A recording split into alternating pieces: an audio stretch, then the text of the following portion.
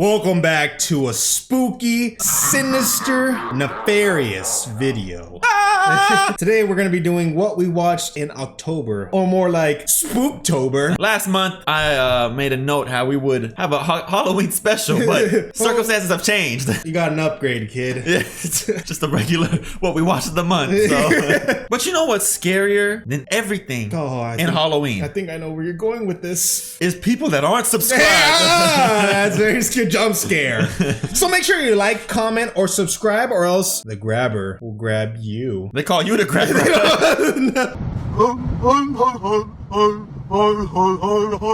For the first movie of October, Numero uno, we both watched Tron Ares. The trequel. The trequel. Yeah. The third one in the installment of the Tron franchise. Yep. But let's address the elephant. Or should I say cultist? The cultist in the cultist in the room. The reason people really hate this is because of Jared Leto. You don't want no beef? You don't want no beef? I think we're both in the sense that he did fine. I think you and me have agreed in the past that Jared Leto is just not the greatest actor. He's okay. Yeah. He can be okay. Suicide Squad is probably not the best representation of what he can do. Objectively, just looking at it from an acting point, I guess he did good in that movie in the sense that, okay, you're giving this the role of the Joker, which is a really hard paper to fucking do, and he did his own thing. Props to him in that aspect. Yeah. Just don't think that was the Joker we needed for that movie. But this isn't the Joker, the Suicide movie review. Yeah, so Jared Leto aside, he did fine in the movie. He has to play a robotic-y kind of AI type character, so his performance being wooden works. Other than that, Tron Ares. What's the story of Tron Ares? Essentially, as almost most common movies are, is basically going after the MacGuffin, which in this case is the permanence code. Yes. Which essentially you can type anything and it'll make it. There's a different company aside from, I forgot the... Is it Encom? Encom, yeah. So there's Encom, which is the good guys, and then there's another... Forgot the bad guy's name, I'll be honest. It's something like fancy, like classic corpo last name, right? And it's very weird because it's a cool premise that you can type, you can code anything and it'll appear. Yeah. But even looking back on it, that they more so simplify it, and Evan Peters' character, which is like the corpo guy, he's like, yeah, I just want to use this for military purposes. Yeah, Evan Peters is literally just like that stereotypical bad guy. Like, there's nothing more to him. It just seems a little one-dimensional. It is. Like, hey, we want this code that can literally make anything. Yeah. Let's just make it for the military, baby. Yeah. The owner, or I guess the CEO now of Encom, that Flynn stepped down is, I forgot her name. I forgot her name. It's this Asian lady. She's fine. She does her job good. Like, it kind of does dive deep into, like, I fall in, not to spoil too much. What? It's like I fall in love with. Oh, okay. Like, I thought you said you fell in love with her. No. Jared Leto's character, she kind of has like a thing for him. Essentially, a small part of it is that Evan Peters is using Ares, or Tron Ares, the program, to more so look her up and just do research on it. So in doing that, Jared Leto sees everything about her and essentially just falls in love. It's like a race for the fucking who can go to the moon first. They're both trying to figure out find that code. Yeah. So they can both have it. But so, and it's just it's the common trope, and it's a good trope. I like it, where a robot starts developing emotions. Yeah, if handled well, could be really good. It's good. I mean, we got hits like Detroit Become Human. Yeah. iRobot. Yep. I don't know anything else. I don't know either. Yeah. Let's get to the meat and bones of the movie. Why do you go sit down in the theater for Tron? The visuals. The visuals were fucking crazy. And music. We've talked about this before. I'm sure people out there have some type of agreement, unless you fucking hate techno music, I guess. But no one's gonna top what Daft Punk did in Legacy. I was one of the people that when Nine Inch Nails was announced to be the music, I was skeptical because I just knew Nine Inch Nails for rock music. I found out later that both the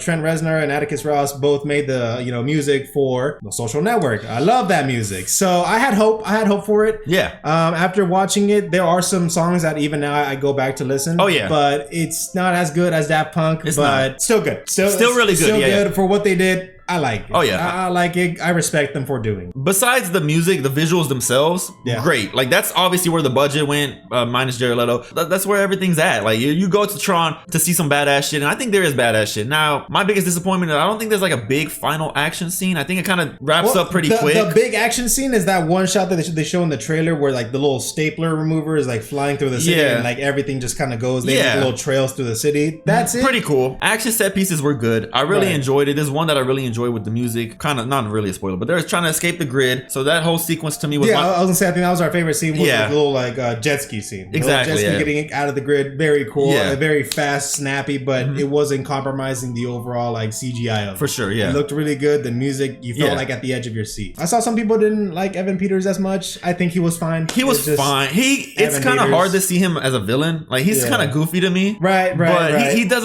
it okay. I think he has more leniency in like he's an American Horror Story. Yeah. That's pretty good. Yeah. He did Jeffrey Dahmer, which That's true. that's yeah. a villain, but not to this grand of a scale. Well, some might argue Jeffrey Dahmer's worse than Tron Ares' character.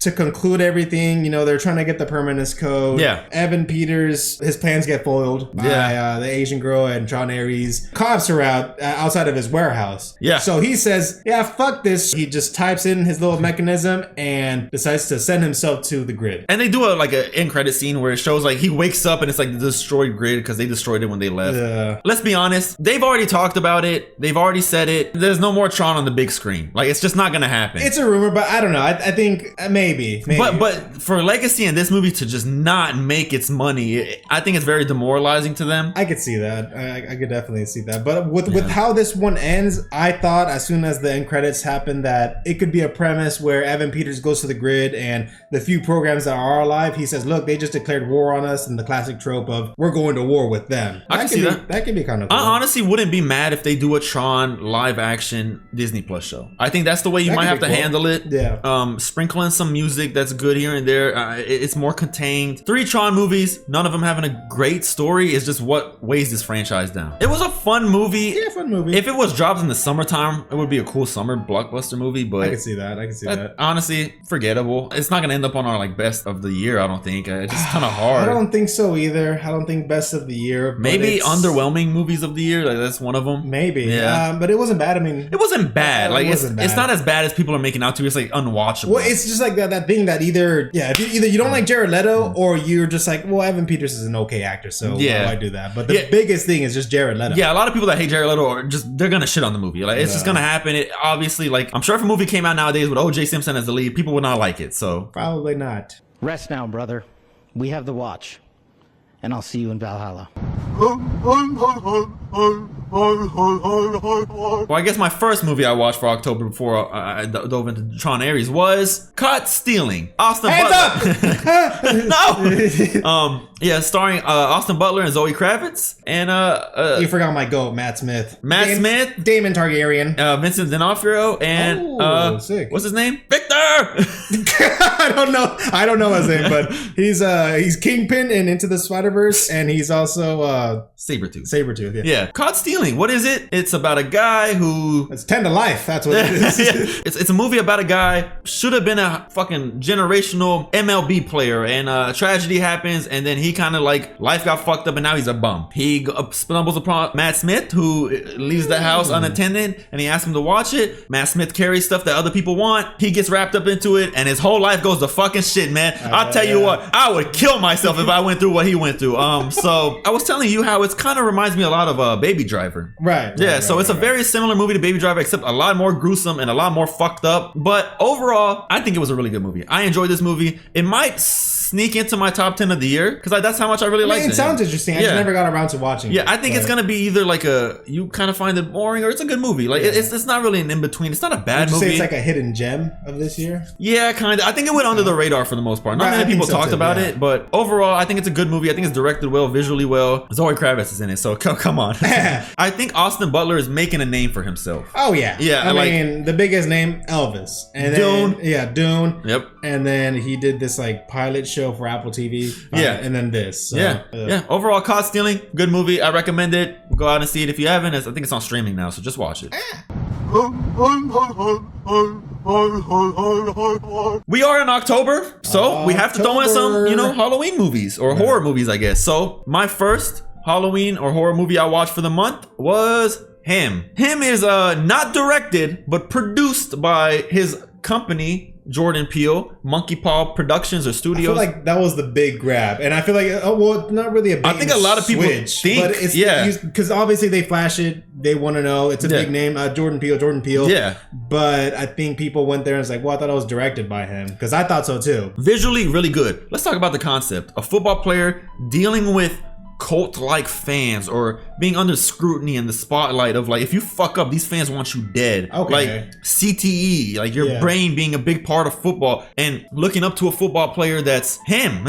So looking up to a guy and then realizing maybe you shouldn't meet your idols, stuff like that. Like, these are really good concepts, especially in a world like football that hasn't really been touched in horror like that. At all, no. So great concept. I just think the way it crescendos and like the climax, it just does not pay off. It's a bunch of nothing. Like basically Marlon Wayans is like where LeBron is at now, where he's like, I'm getting older, time to pass the torch. He brings this guy in to teach him the ways of how to be a better quarterback because he's a top prospect, and shit goes on. You know, fans are like, I don't want him, I want Marlon Wayans to stay my quarterback forever. So they hate him and stuff like this weird shit happens. And then obviously it's not a big of a spoiler, but Marlon Wayans is a fucking weirdo in the movie, like obviously. But I think like I said, visually great movie. I wouldn't even say there's like cool looking kills because there's not really that many kills in the movie. Okay. So the main actor, the guy, he does a good job. I think his name is Tyreek Withers or something. He's a good actor. Marlon Wayans is probably my biggest thing in the movie. He did good in a serious role. I liked him in 50 Shades of Black.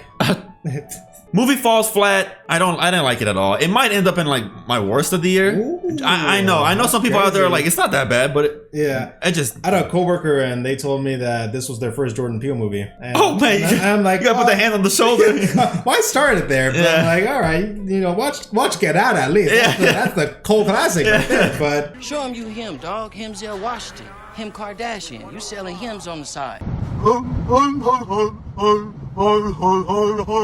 Moving on to my movie, and honestly, might be a contender for one of my favorite movies of the year so far. Really? Might be. It was one of those movies that at the time I was like, it's kind of cool, but at the same time, just But at the same time, the more it grew on to me, the more I lingered on it. I did like it. This is a rewatch? No. Oh, okay. And that is One Battle After Another. Oh. Very good movie. I did enjoy it. You got hitters like Leonardo DiCaprio. One of the greatest. He always clocks in. Oh yeah, that's what I like about him. He always clocks in. You have I forgot her name. Sean Penn, I think. Sean Penn is a great actor. Sean Penn's in. Oh, don't worry, I know the daughter's name. Chase Infinity. There you go. Chase Infinity. You have the other girl. I forgot her name, but Tiana Taylor. I know what kind of man you are, dude. What can I say? She's in it for a small part. I mean, it's pretty cool. It's basically Leonardo DiCaprio is part of this group called the French 75, which is a group of revolutionaries that just really don't like the government. Okay, you know, they are anti-government. In one of the raids, Tiana Taylor is trying to get this government guy off of his chair, but then it takes a weird sexual turn. Essentially, that happens. She has like this weird like sexual tension with this fucking white guy, Sean Penn. And then it just cuts to the present day, and now it's Leonardo DiCaprio taking care of his daughter in Chase Infinity. Oh, okay. That's basically how it goes. Yeah. And then through basically Sean Penn is more so just doing his government thing and just more so gets kind of closer and closer to finding the French 75, which is Leonardo DiCaprio, because he was a big guy in that group. And it just basically turns out to be almost like a chase movie, but kind of like a long day. It's a long day movie. It's a very long day movie. It's shot really beautifully. Oh yeah. This is my first Paul Anderson? It's my first Paul Anderson movie. It definitely had me at the edge of my seats. Nice. The music also adds to the suspension and just, you know, that nail gripping of like, fuck, okay, how's he gonna get out of this? Yeah. But overall, very good movie. I was pleasantly surprised. Saw this one in Dolby, so you felt the big screen of it. Probably will get this one on DVD. Nice. It stuck with me. It's like if I want to see a movie that's very suspenseful, on edge, a lot of action. Well, not like crazy amount of action, like you would think, like not MCU action, but it has action to a degree. It's very good. I liked it. So definitely a contender for good movies of the year. So y'all make sure to look forward to that. For my next movie of October, for the first time I watched Weapons. I knew it. Okay. Yeah. Oh, the weapon. Did you see the weapons from Weapons? I saw the weapon in Weapons. Oh my god. What do you think about it? I'm curious to get your opinion on it. After finished and wrapped up, I honestly didn't know how I felt about it. Like, I kind of had to sit with it for a little bit. I agree with what you were saying. If you watched our last movies of what we watched in September, it's not what everyone is making it out to be. There was a lot of glazing for it. A lot of glazing for it. It is a good movie, though. Like, I'm not going to take away from anything. It is a good movie. I think at this point, it's been 2 months since the movie's out, so we can talk about it a little bit. But yeah, no spoilers. I mean, at this point, come on now. Yeah, I think for me, it was moving. It was moving good. And then we got to the points where it's like, every character you've basically seen, let's go back in their day. And I'm just like, oh, okay. We're doing it a little... It's an interesting choice, but that's what they do. Yeah. The pacing of it is just like, okay, well, I was kind of getting invested, and then like, oh, let's go to Josh Brolin. Oh, let's go to the girl with that Silver Surfer. Well, that's what I thought was good so far. I thought it was, okay, we started with the Silver Surfer girl, how she's kind of going through shit because the kids went missing. They're giving her shit. Right. Then you go to Josh Brolin, which shows he's the one that wrote Witch on the car, and then all that. Yeah. He's been following her, watching her. Then you go to the crackhead, and I'm just like, okay. And then that's when you get introduced to like the main villain. It's an interesting way of storytelling. Yeah, interesting, but sometimes you get a little bit of whiplash. You do. A little bit. You do. I'm not a big fan of horror movies. You know this. Like, I just don't think they stick out for me, but that lady stuck in my head for a couple of days. There's one where it's like the crackhead's in his tent, then you see her and she kind of looks like Pennywise, and she's just that one. Hated that. Yeah. Did not like that scary. Yeah, I did not like that. You know what I wish? I wish they kept that illusion going a little bit more. Yeah. Like, I think once they started really focusing the camera on her and it was like she's talking more and she's in the forefront more, her scariness kind of went away. The one little gripe that I had, and I don't know if I talked about it, is the inconsistency of her like paranormal like abilities. Because there's points where yes, we see how she's possessing people and doing the twig and all that, but then there's other scenes where she's invading people's dreams and having nightmares, like Freddy. Yeah, and then there's the hitchhiker, or not the hitchhiker, the crackhead. The crackhead. She's just like there, and it's like I understand there's an element of like horror and not to look at it too much, but it's also like, how is she doing that? It has some good suspense moments. Like whenever Silver Surfer is sitting out the door at Alex's house and just watching, she falls asleep, and then someone leaves that house, goes into her car and cuts her hair. That got me. I was like, holy shit, that's weird. Yeah, very scary for sure. Another thing they were pointing out in like a video I explained, or a watch that I explained it, was she might not even be related to these people. It's like implanted in their brain that's their aunt. And it's like, I get it. It's a horror, almost a trope where it's like, hey, you have this or this person that's related to you, and they somehow are tied to fucking paranormal stuff. Literally, and now you have to deal with it, and it's like that. We saw that in Hereditary. I just came off of that. Paranormal Activity. We see that in a bunch of things, and now weapons. So it's like, I gave it a 3.5. Yeah, same. I gave it a 3.5. Yeah, it's good. It's not horrible, but it's like, well, I kind of expected a little bit more in the sense of like, I think that's just a thing of like, I forgot what other movie we watched this year. I think it was the same thing where it's like people talked it up, and then you watch it and just like, That's how I felt with Long Legs. Oh, okay. I still haven't seen that yet. Nicolas Cage does his thing, but it's like people were like, had heart rate monitors and they're going up to 200. I hate that shit. Yeah. All right. Weapons, good movie. People have watching this video have probably seen it because that was at least by now one of the most popular movies of the year. I'm sure it'll go on a lot of people's top 10 of the year, but for me, it didn't blow my socks off. Nah. For my final movie of October, I watched Good Boy. It's a cool premise. Yeah. And I talked to you about this, that it's a premise of when your dog is just randomly looking at something and you know that nothing is there, you have to wonder, what are they looking at? This movie takes that concept and makes it into a horror movie. The main character, which is a guy, he's sick. I don't know if he has cancer, but he's sick. Okay. So he has the dog as a companion, not a nursing dog, but just as a companion. He moves into his dad's house that basically his dad was found dead and the dog was also found dead. Oh. So he just goes in there because he just wants peace and just to be left alone with his probably dog. A terrible place to pick, but yeah. This movie's also a Shudder movie, which, if you don't know, that's a subscription service similar to Netflix, Amazon Prime, but just only deals with horror movies. Got you. I haven't seen much Shudder movies, but this one's fine. I mean, it's cool that it got a big screen release. Yeah, I feel like this one's probably one of those ones that got a wider release than their normal movies, probably. Yeah. So it's a fine concept. Okay. It does certain horror things. There's just like 1 or 2 jump scares, not a lot. Okay. But it's more so you just feel uneasy and you just feel bad because it's a dog, getting fucking dogs, haunted, Because once the movie ends, it's the director and his actual dog was what he used to make the movie. Oh, so, okay. Wholesome. Nice. And he was saying, look, this movie took like about 3 to 4 years to make because it was fucking hard to get my dog to do that. And they showed what he did. I mean, the dog was sitting on the couch and then they had to wave treats or they had to like get another like stuffed animal dog to make him look at the direction. So very cool. I mean, the way that they conveyed emotions, they didn't tell the dog to like, hey, be sad. It's more so just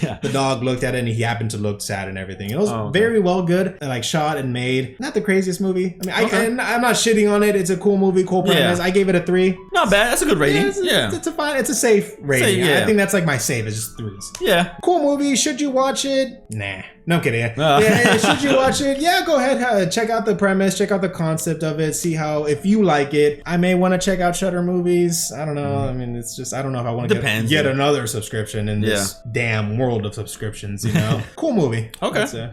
From what I've seen, looks interesting enough. I'm probably gonna catch it down the road. Not in a hurry. It sounds like your priority, but it's just it's, my spooky movie of the month. Yeah. Would you say he was a good boy? He was.